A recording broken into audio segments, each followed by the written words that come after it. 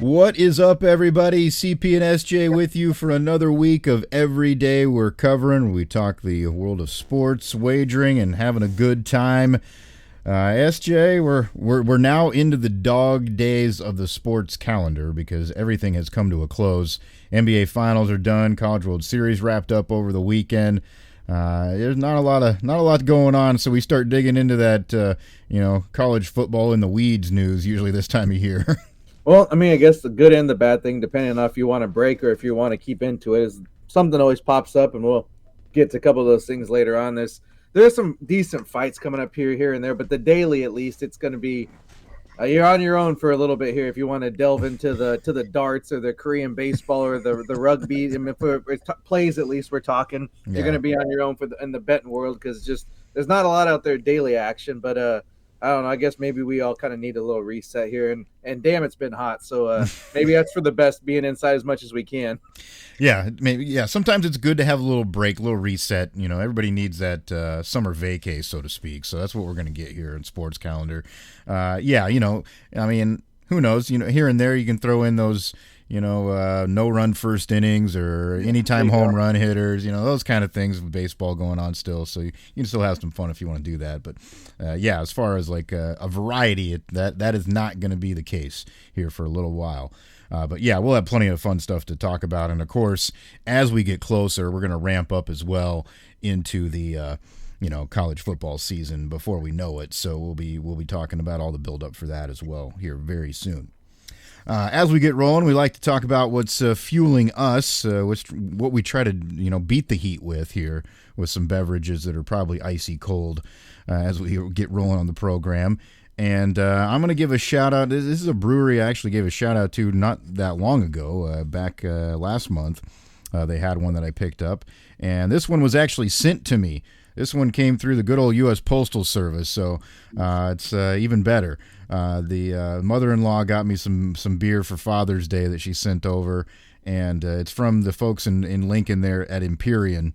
And I was kind of harping on there's too many hazy IPAs in the world now, but that's what this is, and I'm not upset about it though because it is pretty good. This one is called Golden Cipher Hazy IPA, and it is extremely hazy. I will tell you that right now. This thing looks like a glass of OJ almost here that I've got going on, but it is very citrusy. It's definitely more so on that, the Mosaic Citra hop side. And interestingly enough, too, they got a little local flair because they have some Nebraska-grown Vista hops that are part of this little mix here. So pretty good beer. I don't hate it. It's a good 6% ABV, so get you going a little bit. Had to give them a little shout out. SJ, what do you got over there? Maybe not quite to the haziness, but I was also, kind of thinking the same route of being like, I guess summertime-ish or something like a little different. I guess I made the mistake of going on one of those hot days over the weekend. I was like, and I hadn't, to be honest, I wasn't even sure this was still a thing, but I found a Shock Top makes a lemonade shandy. So I kind of just like, man, I had a Shock Top since probably college. So I was just like, hey, why not try it? And of course, I'm always good for a shandy. It's all right. I mean, I wouldn't, not to besmirch the company or anything. Maybe not my favorite shandy, but it's decent. I don't know if maybe the lemonade might be kind of throwing my buds off a little bit. Not that it's anything bad, just maybe not quite what I expected. But sometimes you just, kind of throw some darts out there and see what happens. And it's not too bad. But I will say I'm glad it was a 6-pack. But it's okay. It's like one of those. It's an easy drink. It's just not like. I don't know. I was thinking more of like a little bit, not quite as refreshing as I was thinking, maybe. So, okay. But other than that, it's still an okay drink.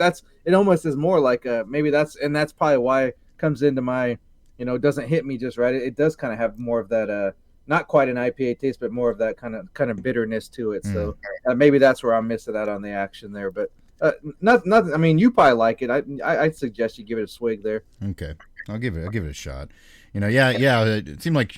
Not to disparage the fine folks or whoever started Shock Top, but it was always like the stepchild steal the idea beer because they mimicked the Blue Moon after it got big with their first one, and then now, yeah, I mean, this is kind of like a summer shandy knockoff, I would guess, kind of thing. So, yeah, interesting, but yeah, they have their niche. Everybody has their niche.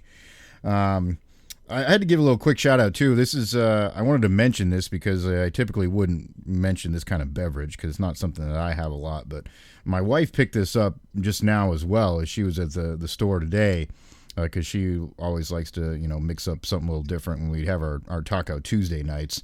And this is a pink watermelon hard apple cider called First Crush, and it's from this Fishback and Stevenson. And actually, it's pressed and all packaged up in Fairfield, Iowa. So give Fairfield, Iowa a little shout out. I'd never seen this before or heard of it, but damn, is it good! Like she gave me a little. She's like, she took a drink and she's like, oh, like man, that's like a watermelon Jolly Rancher. And I took a sip and I'm like, that is exactly what it tastes like, as a watermelon Jolly Rancher. So if you're into that kind of thing, I would suggest trying to find it. Pretty good stuff. Yeah, that's it's always a good drink because if you want to share the moment there, and you're like, oh man, this is good, and someone's like, don't have to think twice about it. Yeah, I'll take a swig of that because it's something good. Usually, like you don't really want to share, but you also do because you're like, man, this is so good, you got to try it too. But you're like, I kind of want it all of my stuff at the same time. yeah, very true, very true. So yeah, some good stuff to talk about there on the beverage side as we get going. We're going to get into what's going on with the NBA Finals. Oddly enough, there'll be some beverage talk in that little mix-up here, too. But we'll start with the game. Let's get to the important stuff first. First off, congratulations to the Oklahoma City Thunder. First championship. They definitely earned it in the second half of the game. Played well. And certainly, wasn't what everybody wanted to see because Tyrese Halliburton goes down with an injury in the first half that's probably going to keep him out of next season as well, it seems likely, with an Achilles, which, you never want to see a game play out that way. But, when that happens, you just continue to play with the cards that are on the deck. And that's what Oklahoma City did. They took advantage because even after initially the injury, Indiana was still playing really well, and it looked like they had a chance just to win it anyways without him on the floor. But a little third quarter spurt there for the Thunder got them out in front, and they held on to it. So give them credit. But I mean, I guess SJ, your thoughts on as far as the gameplay and Oklahoma City being a deserving champion. Well, I mean, I think I guess that's a good way to label it. There's a deserving champion. Of course, you want everybody to be at full strength, but let's be honest. That's not usually the case, especially when you get to the end of the season. It just stinks that it was such a dramatic injury and like so obvious. Like it's one thing if someone dealing with like a back issue or something or like goes down, but the hard thing too is like I don't know, maybe I'm not trying to act like I'm some fortune teller, but it's like you kind of everybody had to have seen it coming a little bit. Mm-hmm. How are you gonna and then the thing is like with it almost more times than not it's like misdiagnosed, and that kind of brought up a topic which is of interest and probably for a different show, but how the people getting on Luka Doncic for not playing, and he actually had the same type of injury, what they labeled a calf strain, and he went against the doctors. I think that was kind of the rift there where it started, where the Dallas whatever the executives want to say, you can play through this, it's just a little bit, and he was like, no, I'm gonna rest it and sit because I'm sure you get second opinions, outside team doctors and that thing. So but basically to get back to the series, of course you don't blame him for playing. You're gonna want to play. It's game 7. Yeah. Who knows? I mean, they have a good young team, but who knows when you'll be back? You got to take the options. But the thing I didn't get about it is like, if I'm Indiana, I'm saying, dude, I don't care if someone blows you off. We're gonna help you on defense. You shoot the ball. That's all you need to do. Don't even drive it. Mm-hmm. If you don't have an open shot, pass it and just. I mean, you have to play old man rec ball. Like that's. I mean, and it was. I mean, he hit a few shots early. Looked good. Like he was into it. Like, and I mean, so I don't like fault for playing, and I don't like say like, oh, anything of that sort. And I understand why he did. I just think that it was kind of maybe an error, like in the strategy of it, where they should have really protected him a little bit more. And I know maybe they told him not to do it, and he goes on his own. So we don't never know the whole story. But I do think Oklahoma did win that game. Of course, it stinks that it's just a bad taste there, a little bittersweet that he had to go out. It would have been nice to be at full strength, but I mean that's sports. I mean it's kind of like, maybe seems like a cop out, but that, I mean, how many times somebody goes out and it's like, I'm sure you go back through the playoffs and all the injuries, Tatum even in Boston, and some of the other guys that got hurt, Giannis last year, a couple years ago, whenever that was. Of course you want to be full strength, but it's just not always that way. It just the magnified instance of this one is just kind of makes it that much more. It leaves a bad taste in your mouth, even if you don't really care who win, because that's kind of where I was. Like, of course, we made our plays and did our things, but I just wanted a good series. And honestly, I do think we got that still. Yeah. I still think it's a pretty good series. I mean, of course, you might have a different opinion if somebody was like really, on one team or, kind of a fan of a team. That changes things. But as far as like an objective perspective, I think it was a good series, and the ratings kind of showed that, despite what everybody would lead you to believe. A lot of people were watching these games, especially the last one. Yeah, no joke. You mentioned there the Halliburton, decision, and you're right. It sucks because you even heard people a couple games before that kind of saying, this is the kind of thing that could lead to that kind of injury. I mean, people were even suggesting it. So it sucks that it played out that way. And I'm sure you're right. There was probably back and forth between doctors and him, and how they make those decisions. You never know. Could he have not played one of the other games sooner, earlier in the series and helped himself? You never know. And obviously where he was on the floor makes it even worse, because it was like it wasn't even a move that was making a play. It was just like trying to get by somebody. So the first quarter too, early in the game or whatever. And then, but even then, I mean, if he wouldn't play in Game 6, maybe you don't get to a Game 7. So yeah. Well, and I guess from a Pacers fan perspective, that's what sucks the most, hurts so much, is you blew him out of the water in Game 6. Felt like you had so much momentum on your side. Starts well in Game 7, and then that happens. And yeah, you feel like that's what killed our momentum, so to speak, which would be hard to not say that that's the case, but yeah, just a unfortunate deal. You mentioned we were told for so long, this is the worst thing that could ever happen to the NBA. Two young teams, they don't have the stars, they don't have the viewership because they're not in major cities, and nobody cares about this. Well, lo and behold, it's the most watched NBA Finals game in 6 years, I believe, or something like that. So, I mean, let's peek reality into the window here. What was actually the case for these guys? Because a lot of people were obviously interested.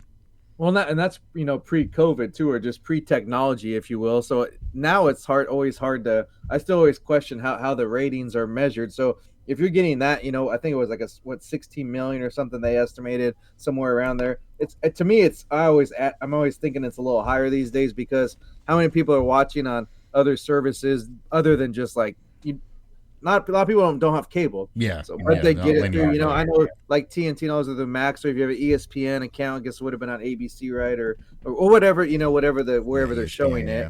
Yeah, I know there's a way that they check that too, but it's changed, how those numbers are. So to me, that 60 million is even that more impressive than it would have been back in 2019. Yeah. I mean, obviously the situation itself helps. You get to a Game 7 in anything, it's going to draw more eyeballs out of curiosity. But the fact that it was NBA's largest audience since 2019, that says something about the teams themselves too. Well, I mean, if they're such small markets, and I mean they are, you can't deny that they're not major cities, but that would just show you that people outside of those areas are watching it, considering that they don't have the big population bases. So kind of, it just, I don't know, like I understand that you don't like it, but obviously you just can't, whatever, separating fact and fiction is just important. So, I mean, spend your time online how you have to, but just, do your own, background and research, and kind of don't let that bleed into reality. Yeah. So pretty good series. Obviously, great viewership.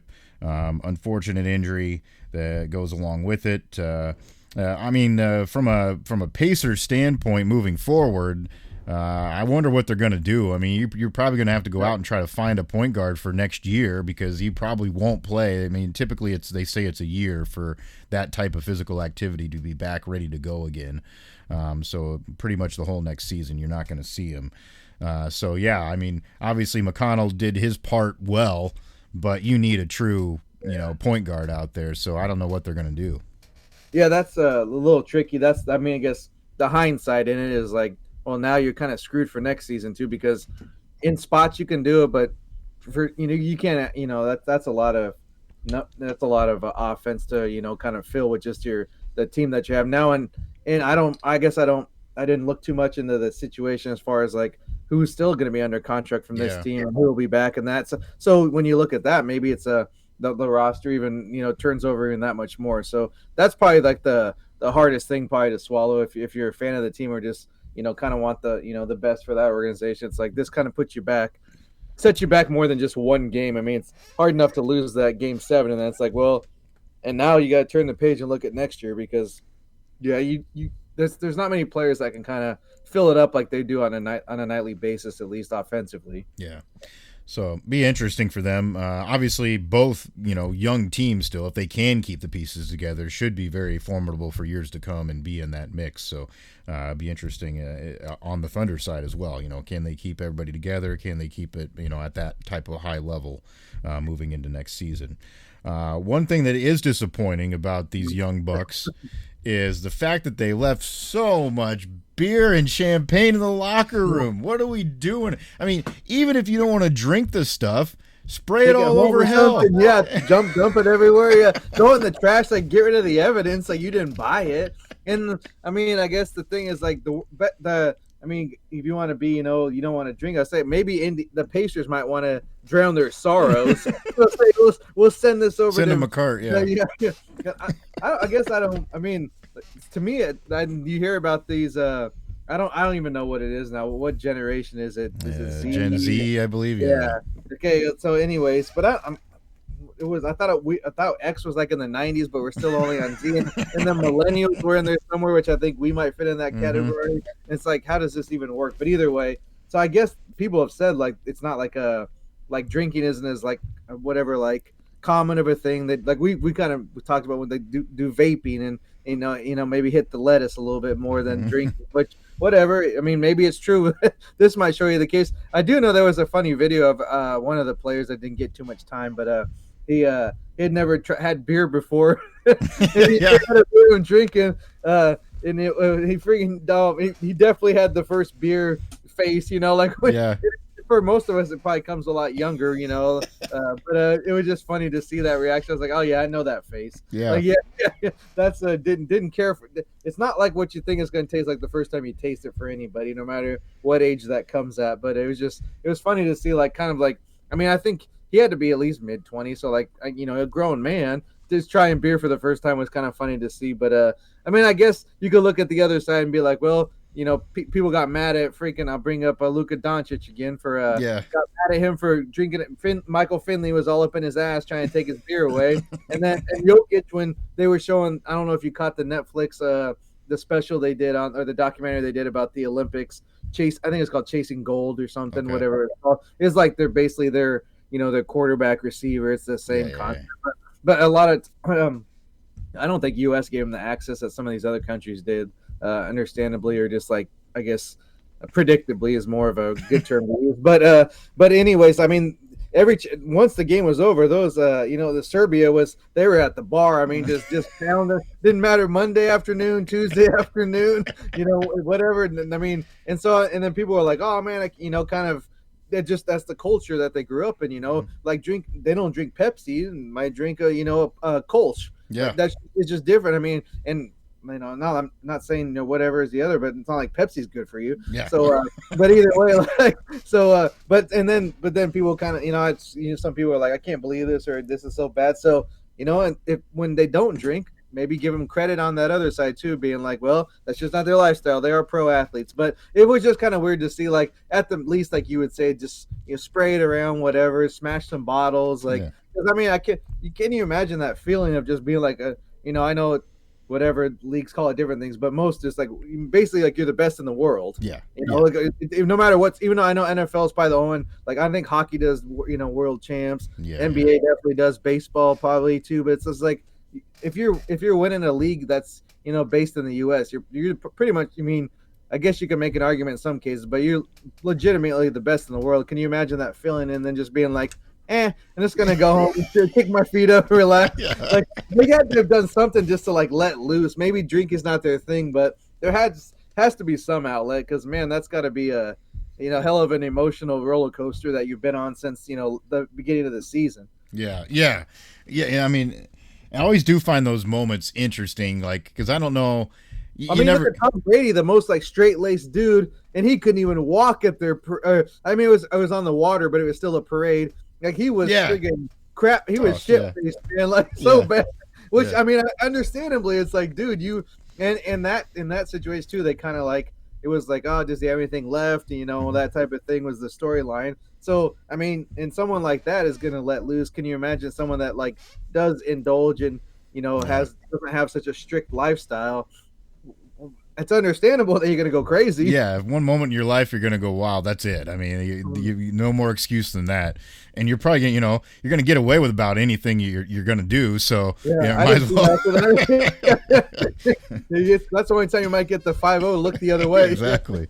Yeah. So yeah, I mean, you got somebody was pointing out the hilarity of the contrast. You got that situation last night with the finals for the NBA, and then you got the NHL where those guys were at 5 a.m. knocking on the sheriff's door to show him the cup. They're now partying all night. So it's just That beer was going in any way it could possibly go in. Yeah. If it couldn't be, if there's no more room for drinking, it was in any other orifice possible. Yeah, I saw an interview they had with one of their. It must have been one of their like player management guys or whatever, and they last year. I guess the celebration was so like ridiculous in the locker room that they just had to gut it. Like they replaced everything with the same stuff, and it just cost them a ton of money because they ruined everything. So they're like, this year we were ready. We put up the the Dexter style. We're gonna block everything off, so this is like a kill room, so the guys can go wild. And he's like, it worked pretty good. And then he's like, we also learned our lesson that. They're like the room where all the food and stuff is. He's like, the next day it was just like, it smells so bad and it's so terrible, all the beer and stuff. He's like, yeah, we hired a company this time to come in next morning and go do the cleaning for us instead of us doing it. So yeah, that's funny stuff. But it certainly is a generational thing. I mean, yeah, there probably were many other things that those gentlemen did later in the night. Oh yeah, it's not like we're not trying to act like they're Boy Scouts or anything. Yeah. It's just like I think people were just like stunned and maybe like me, like I've heard it, I haven't really like experienced it because I don't spend much time around those generations, and I guess as a parent, you hope for that sake it carries on to your kids, I guess, to somewhat. Yeah. So they're not maybe as crazy as we were in college, maybe. Yeah. Different times. I mean, yeah. You talk about the difference from what our parents talk about that they did, and it's just like, okay, yeah, that's everything was acceptable then. But the laws back then, like the. I played golf with a couple guys over the weekend, and that was actually something that was brought up, and I can't remember we were talking about it because of that situation. I don't think it was. We were just talking about it in general. But he said that it is true. He's like, because he manages a bunch of kids, that are kind of more of that age, in their company. And he's like, I'll host these like, mixer things or whatever at like a brewery or a bar or forever, like a happy hour deal, because we're supposed to do these team building things once in a while. Yeah. And get everybody, yeah. And he's like, they'll come, and he's like, and they'll drink, but it's like, you can just tell that they're like indifferent to it. It's like, this isn't something they're going to go do themselves. Like they don't go out, like they just don't do that, which the other part of that in my mind, I guess, and maybe this is not the show for it, but the whole other conversation, but like, I'm worried about the economy. Like, are people not going to go attend places like that? What's going to happen to them? I mean, once the boomers die, is all the sports bars going to die too? Like, how's that going to work out? Well, I mean, I guess I'm not the economist, but to ease your mind a little bit, have you seen a tab for a DoorDash or an Uber Eats? Yeah. But the brick and mortar may be a struggle, but as far as the money coming in and out, I mean, that keeps me from ever doing anything. You got to have dang near free shipping and a promo code on top of anything to even think about ordering. You get I mean, it's already expensive to begin with, but just for example, like a Starbucks drink might cost you $5. Uber Eats is like $17. Like, that $17 will give me enough coffee for 2 weeks. Yeah, no kidding. And you can still get decent coffee too. And then you got to buy the And a Folgers 6-pack. crap. Yeah. Like, come on. So yeah, I think that should balance things out at least economically. But I guess I don't know. I don't necessarily know that I've been like someone that's like kind of like, I wouldn't call myself like the guy, the life of the party type guy that I gotta talk to everybody and be and everything. But I also don't like, when I have some free time, I don't necessarily just want to sit at home all the time. Like, that's kind of where it differs. It's more of just like, I want to get a house, maybe get a couple beers, maybe have a flight or something, try something new, go to like have you do a wine tasting something, but then come home. I'm not trying to be out all night and close places down. But also, I don't want to just sit at home when I do have some time to like enjoy life a little bit. I guess it's more to maybe, and it's different for them, but it's because it's like you don't really have a conversation either. It's like text each other or send each other a picture instead of being like, I just want to catch up. How was what going on the day and what have you been up to type thing. I guess it's I think it's just more of a conversation starter because we didn't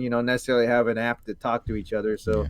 Maybe that's the difference. I don't know. Like you said, that's a different show and different topic, but it is interesting. And I was like, man, that's can't really argue with the pictures that were coming out of that locker room. I mean, that's pretty ironclad proof there. Yeah, it tells the story right there. But what would you estimate? There had to have been like, I mean, there was like these big buckets, but 2 or 3 cases per like bucket, and there was 4 or 5 buckets. So I mean, you're talking like hundreds of beers just in one snapshot. Yeah, and probably 50 bottles of champagne that I saw. And you think about it too, like these guys, if they did, like the size of these individuals, could drink a few beers if they were drinkers before even, you know what I mean? You could put 5 or 6 down easy just because of the, you're 6'7" and 250 pounds or whatever. Yeah, no kidding. Yeah, a little bit higher tolerance rate there for sure. You would have thought some of the coaching staff might have got a hold of that too. Like, hey, well, fine, we'll take it. You guys gonna drink it? I can see Rick Carlisle. He might have grabbed a few of the extras. Like, I'll take this to the hotel with me. Hell yeah. You don't want it? I guess that was another funny thing. I didn't see any of the clips, but they said that some of them were having trouble because they didn't know how to pop a cork either. One of the old, I don't even that old, but I think it might have been Caruso because he played for the Lakers. Oh. And he might have showed him how to pop them. Like, bro, like, it says on the thing, freaking twist. Yeah. But I will tell you though, some of those, like, I mean, they can get tough. That's how you judge a good bottle of wine, though. In my book, I'm a sommelier or nothing. I'm not no wine expert, but like, if you can't get that cork out, I'm pretty much done with it. It's something ain't right with that bottle. So yeah, funny stuff, interesting, and good finals run there to watch.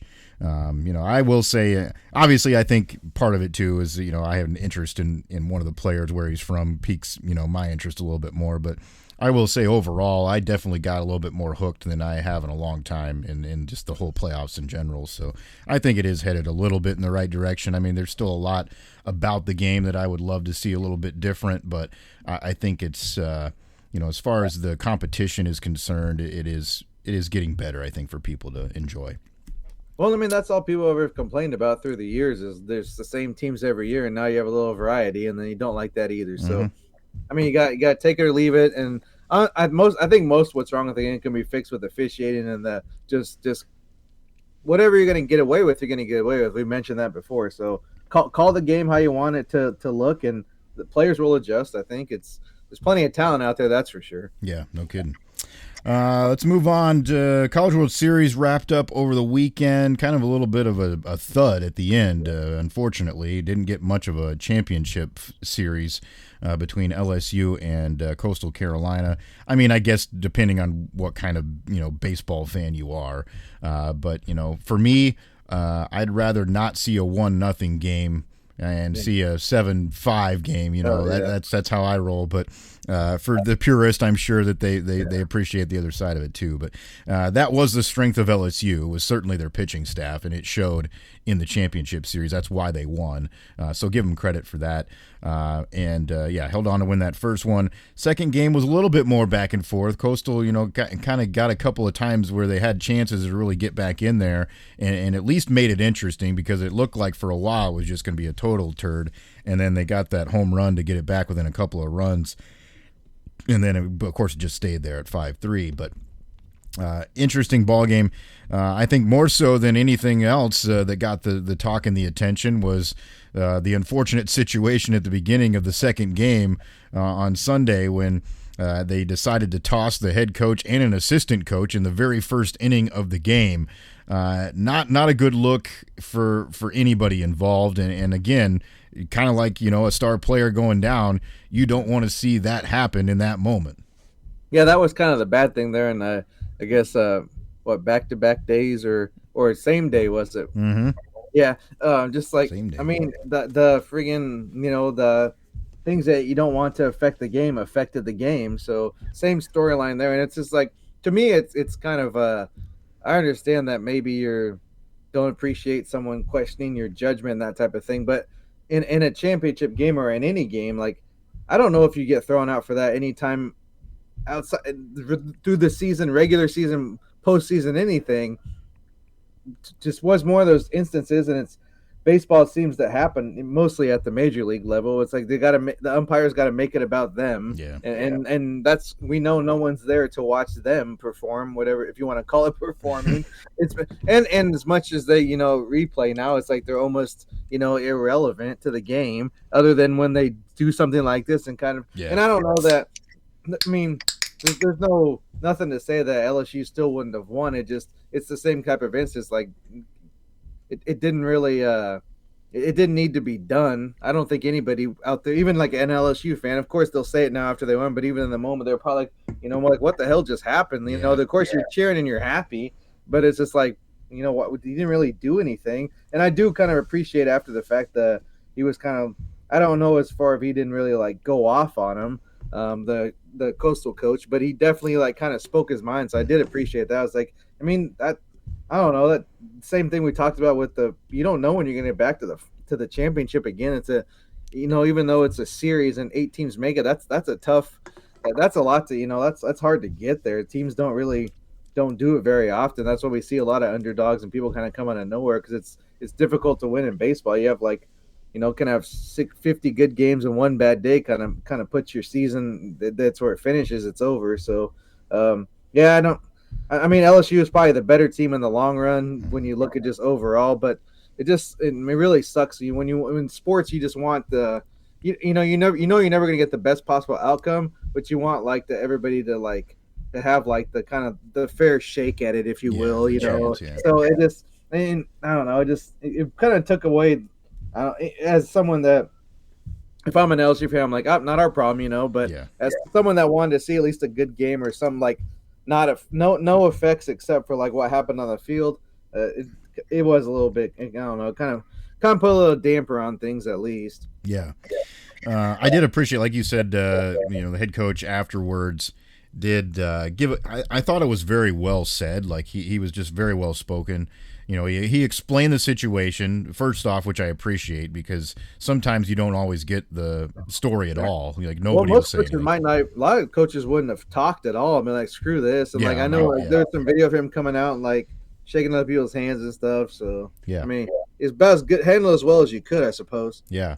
And he explained, that I guess what happened and what pissed the umpire off the most was that the assistant coach was chirping at him about calls, and then he stepped out because he was like, well, why are you so upset about? And he said, well, he's questioning my calls, up front right away or whatever. And he's like, he just said to him, like, kind of, well, you've already missed 3, kind of like being, getting his speaks in there. Like he wants to tell him, you suck too. It's been said from a coach to an umpire, like, come on, like, it's not like he said something about his mom or his dog. Yeah.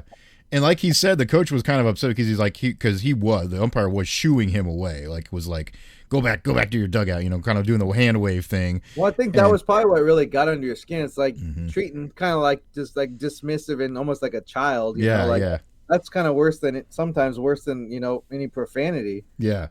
So that was the whole deal. And that got him kicked out because he got pissed about that, obviously, and then came out and argued a little more. And then the assistant coach, as he's arguing about stuff, we're kind of face to face with one of the umpires. One of the guys trips over his own feet and falls down. and then claims that it was contact from the coach, which was just his own damn, poor balance that made him fall to the ground. So he gets tossed too. The line from, the head coach saying, why should I be responsible for a grown man's athleticism or held accountable for it, which was pretty damn funny because, it's obviously true. I mean, we have cameras everywhere nowadays. You're not going to get away with it without us going back and scrutinizing and seeing what actually did happen. So, just sucked. And, I'm sure for those guys, too, you like to say that they can flush it and move on and whatever. But still, I mean, you have a special bond with your coaches, especially your head coach. And when he's not there in the biggest moment of the year, it does feel different, I'm sure. And there probably were some moments where, maybe he would have added some context to what they needed to know during the game. Obviously you get to that point, you're a pretty damn good team and you don't need a lot of coaching anymore. But, you never know how the intricacies work of teams and how they communicate and stuff. So it does suck. For them not to have that in that moment. And I think a lot of people after the fact agree that just it wasn't warranted. In that moment, I'm not saying you let people get away with murder, but you have to give them a little bit of a longer leash as well when it's a moment like that. I mean, it has to be pretty egregious to kick somebody out of that big of a game. Yeah, that's all of it. It's just. And I'm trying to think of a time that I remember even watching, like, especially College World Series. I definitely can't think of a time of anybody being ejected or even close to it. I mean, they kind of give them there's usually a pretty long leash, and, you don't see a lot of arguments, especially with the replay now. They can pretty much look at everything. But I just don't recall a time where it's been to that effect, especially not in, like, the championship series. Yeah. I will say, too, and the announcers had made a good point of this later. I thought it was a good talking point. I will give the umpire credit because he then, I thought, called a pretty good game after that, because that's also a situation where, that could affect him too. It gets into your head early, or you start second guessing yourself. You sometimes people have regrets, when they make those calls too, and maybe he did in the back of his mind, and that can consume you sometimes, and you're not doing your job anymore. But it did seem like he called a pretty good game after that, balls and strikes wise. So I appreciate that. But was just kind of an interesting wrinkle that they brought up later in the game. But yeah, hats off to LSU. They win it. Not only that, they won the Jello shot challenge by about 10 times the next closest team. Okay, and I mean that was kind of a little bit predictable, but I do question that number somewhat. I mean, it was up there. I mean, like, I know, like, I know the Raising Cane's guy was in town, and it was Skeens was in there, so it's like, is this just a donation? Or are they really? I mean, I understand it's like kind of a fun thing and all that, but I mean, I want these like real. I want legitimate. I want these shots being down the gullet of somebody. I don't want this to be some whatever, race to the finish. Who has got the biggest pocketbook here? Like, these Jello shots need to be consumed, at least in my mind. Yeah, this needs to be. Yeah, exactly. You need to be down to the earth, like real fans bellying up to the bar to have their shots. That's what we want. So I think you're probably right. There's probably a little inflation going on there just because somebody wanted to stick some cash across the counter. I did read a story. I think this was in the Nonpareil. The gentleman that owns that restaurant is actually a St. Albert graduate over in Council Bluffs, and his boys help him run the restaurant. They talked about how they had started a business originally there, and then it changed and morphed into this Rocco's, cantina and pizza joint. And they, of course, talked about how they were pretty much almost dead to rights when COVID rolled around. It was just like we're screwed. Because they were kind of ahead of the curve too, because this was when the stadium was built. College World Series was coming there. They were kind of anticipating that area of town was going to grow, which was smart. It has, and it's a huge draw now, obviously. And then he said that they kind of came up with that idea around that time just to have, do something fun. And they said a lot of it too was just like they had a lot of their friends that would come support them from across the river, people that they knew in the area. And it kind of just started as a little bit of we're getting together to have fun kind of joke thing. And then it took off from there, obviously. And he said that, then they decided, well, we can donate a little bit to charity, and then it just kind of, it's grown into its own monster now. But it was funny because he said, they upgraded from a portion of the, just at the bar normally to a dedicated section of the bar to now they have a shot room. There's a room at the place that they just do this. And he's like, next year we might have to do something even more because I'm still not keeping up with the demand. So pretty cool for them, and just an interesting story on their side altogether. So that's always, I guess, the plus side of it when there's some good things that come of it. Yeah, they might be buying maybe one of the vacant buildings next door or something to expand. But yeah, because I remember Rocco's being there pretty early, and because you went down there, you're like, oh, there's not much else really going on, and it's almost like a place you just kind of went in when it was raining to get out of the store. Because that first weekend usually it's like even the nights there's always some damn storm from hell that kind of rolls through. So you're always trying to find somewhere to beat that and grab a drink or something, or maybe get a pizza, because they did have some pretty decent pizza. I do remember that. But nice. Yeah, that's cool to see, like, it kind of grown. Man, whoever came up with that that's cool, that marketing deal. I hope they're that's a great idea, and I'm sure they never thought that would have ever caught on the way it did. Yeah, no, for sure. So interesting stuff. And yeah, I mean, College World Series does come to a close, and I guess the baseball stadium will sit empty except for maybe a concert or two, I'm guessing, here the rest of the year to come. All right, so a few topics we wanted to dive into here on the college, just athletics front in general. But I think the first one that needs to be brought up that we wanted to talk about maybe the most is we kind of knew this was coming. And I think we both have already talked about how we feel this is going to need to be the scenario to solve some of this Wild West stuff we have going on in college athletics as far as recruiting and keeping players and those types of things. But kind of a turning point moment, I guess, as far as the legal side of it is concerned. So the University of Wisconsin filed a lawsuit against Miami for tampering and eventually poaching a player of theirs who they claimed was at the time under contract. His name's Xavier Lucas. So they've actually filed a legit lawsuit, and so now, this sets in motion. I'm sure there's hundreds of universities that have already had this in their mind, like, they're screwing us. They did this. They're not supposed to. But obviously, the NCAA doesn't have any control over anything, so nobody's really going to get penalized for whatever they do. We somewhat follow the rules, and you know that there's always things going on in the background or under the table from whatever staffer. But now this kind of maybe sets the point where, we're going to have to figure this out. We're going to have to address this now because this has become a real legal matter. Yeah, I mean, of course, you don't want. Maybe you do, maybe you don't, but you don't probably want to have to go that route. But if, as we've seen with these cases and just in general, I mean, who knows what the NCAA even exists as an entity anymore these days? It's almost just like kind of couple of conferences and maybe a few other teams making things up as you go. So that's what you're going to get. So, but I do kind of applaud something has to be done. All everyone wants to do is complain and be like, oh, the system, this is messed up. People shouldn't be doing this. But then there's no solutions even offered, let alone any actions taken to, go towards a solution. So, somebody, I guess, has to do something. I mean, I don't have much good to say about that university, but I do applaud them for kind of taking a stance and being like, all right, we got to do something, because there was obviously enough. They felt like they had enough proof or just enough evidence there that was something was violated. So get something out of it, because obviously they didn't have the season they wanted to. It affected their play, and of course I'm sure they lost out on some money as well, because we know even though it's.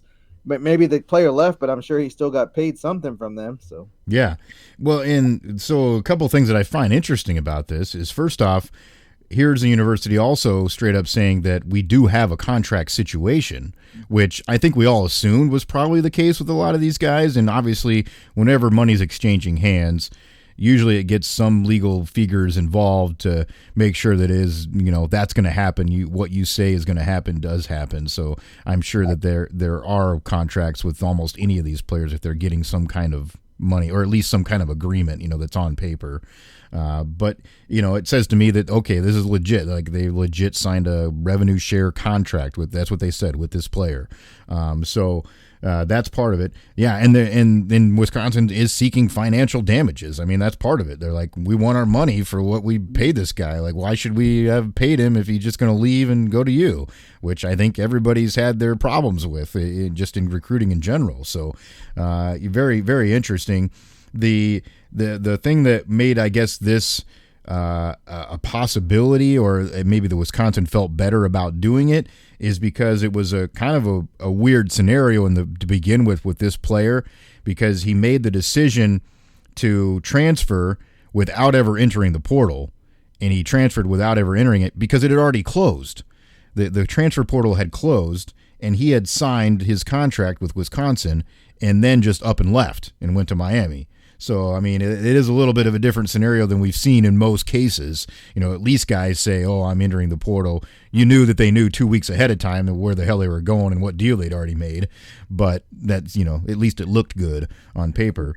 This was not that scenario. So, yeah, I mean, ultimately, I think we both feel like if this is going to work somehow, and especially now that it's legit revenue share, like all these players are going to get money now, there has to be contracts, and you're going to have stipulations on how long you have to stay to honor that contract. That's the only way that's going to keep this from being just absolutely ridiculous all the time.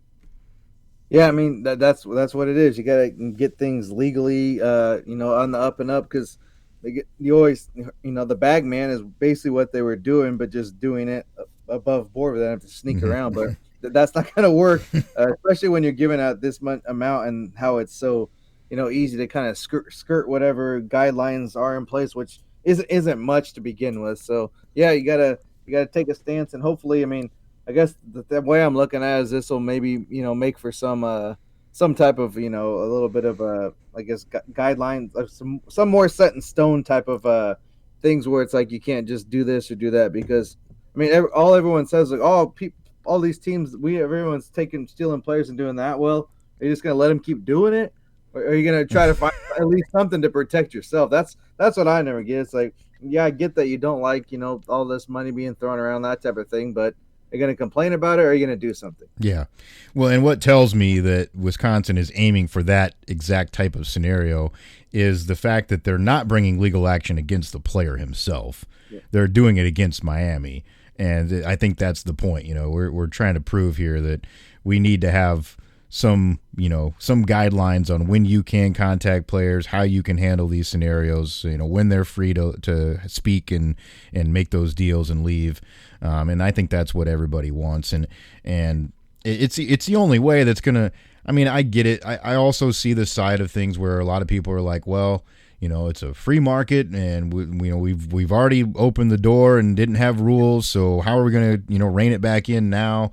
But you have to at least have some sort of structure for, universities' coaching staffs to be able to try to figure this out. Like, you have to have a scenario to know when and when not you're going to figure out who the hell's on your team. Like, it just doesn't work otherwise. I don't see how it makes for good competition, when, up until, 3 months before the season, your star quarterback can decide, well, I'm going to go over here and play, and now the other team's up a shit creek. Like, that's what we're trying to avoid here, I think, to keep the competition level where we want it to be as well. That's a big part of it.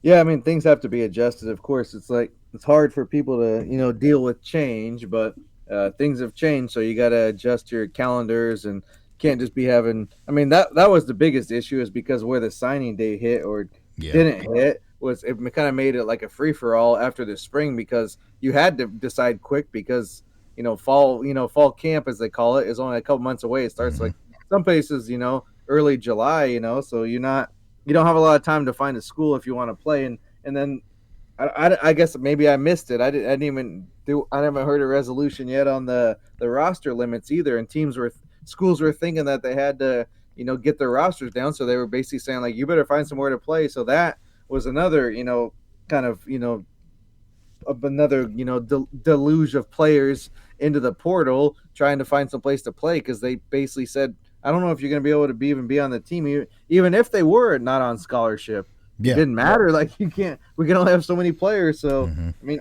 this like you got to have some type of guidelines in place, or what are we doing here? Yeah. Set it in stone and give it enough time to actually be executable. That's all we're asking for here. Speaking of money and how the hell you're going to have enough when it comes to all this stuff, why not just charge all the kids that go to school there? That sounds like a good idea, right? I mean, it's already it happened in the past just for facilities and all that bullshit in general. You had your whatever fee, and especially if you bought tickets, then they tacked on the whatever fee to that as well. But now it sounds like it's kind of going beyond that because South Carolina introduced a $300 what they call an athletics auxiliary fee. Basically, just we need money to give to athletes is what they're saying. I mean, this is not what anybody wants to happen. I mean, let's get real. Like, it already cost enough to go to a damn university and try to get a degree in the first place. The last thing we need is the kid sitting in the computer science lab that doesn't know what a football looks like to have to pay for the quarterback to show up and have fill up his tank of gas for his luxury car. Like, let's not get them involved. There's other people that can fund this or other ways that can fund this. I think it's ridiculous that it's going to be passed on to students in some fashion. Yeah, I mean, maybe I don't know, hide it a little better if you think you need to do this, but at the cost of, college already and stuff, it's kind of like where we talked about that, the deal with the sports books in Illinois kind of passing the buck. It's almost, it's just the same thing in a different way. It's like, we need this money for these players, but we don't want to come out of pocket, or we don't want to cut something that, cut something out that we like. We'll just go ahead and pass it on. And honestly, who's not going to probably go to school at some of these places if they really want to go there because of that? So it probably is a hard thing to be like, well, I'm not gonna, I'm gonna do this just because I don't want to pay this. And I guess when you're paying whatever thousands a year, what's another few $100? But it's just one of those other instances of people kind of taking advantage of people that don't necessarily have a lot of extra income, and just and while they pad their pockets and run to the bank with ear to ear grins. Yeah. I don't know. I mean, I get that it's part of the college experience. I mean, don't get me wrong. I'm sure a lot of these kids benefit in some fashion for the athletics facilities or whatever, get to use them in a different fashion, or they just like being around the game day atmosphere sometimes, perhaps. But still, there's plenty of adults that are involved in this, and that's how this all started anyways, is adults passing money under the table.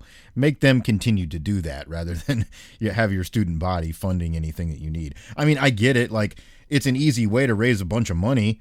Like, I mean, I just pulled up the calculator real quick. I have no idea how many students go to South Carolina, but I would guess it's over 25,000, Then you're going to say easy. Yeah, at the bottom end, we'll say that. Yeah. So 25,000. I mean, that's $7.5 million for $300 a pop. That gets you a left tackle. Yeah, I mean, so it's just, I mean, that's what's going on here. It's a different world. Obviously, there's a lot more involved as far as the corporate side of it. The business involvement that's going to continue to bloom because of this, I think. But I don't know. To me, that's a bad look and a bad way to go about it.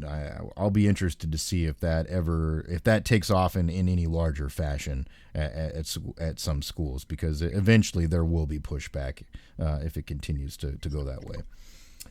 One other little quick hitter here for you as well.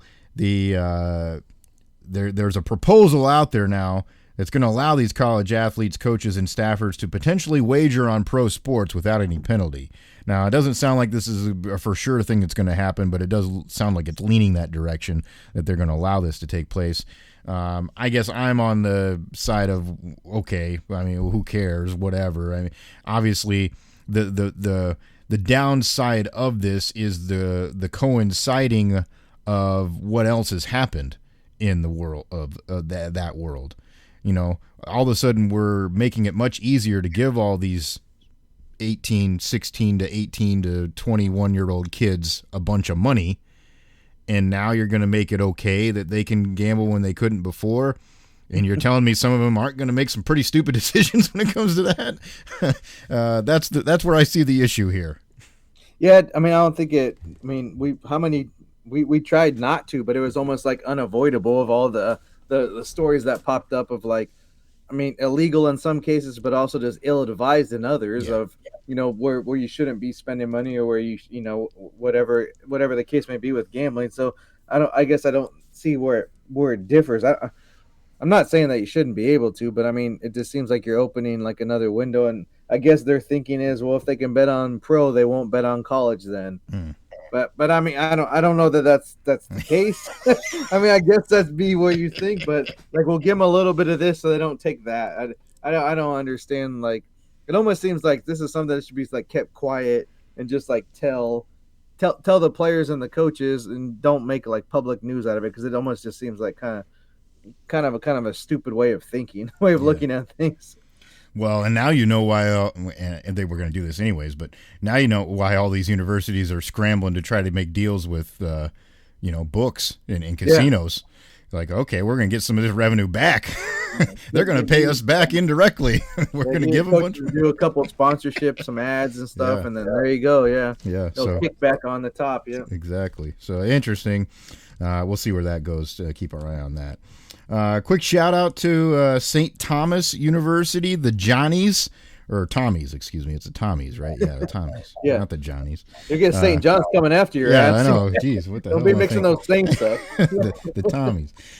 They officially, after a 4-year process, have been the first ever school to be approved for the jump straight from Division III to Division I athletics. So they are now a full D1 member and are now also then eligible for the postseason in whatever sport it may be, so NCAA tournament, all that good stuff. So pretty cool. Crazy to think that can happen anywhere. I mean, I don't know how that ball got rolling or how that started, but hats off to them. Yeah, I mean, I just thinking of back to the we're more closely following D2 sports. Someone needs to get at Grand Valley State, get under their ass and get them knocked up a little bit. I remember that was the squad that we. Our alma mater fell to often in many sports, and they had a hell of an enrollment, which you could be at D1 levels. That's for sure. Yeah, exactly. yeah. Sometimes it's like, how the hell is this fair? Like, they have like 25,000 students, of course, like 10,000. Like, come on. Like, dude, we're barely pushing a few thousand around here.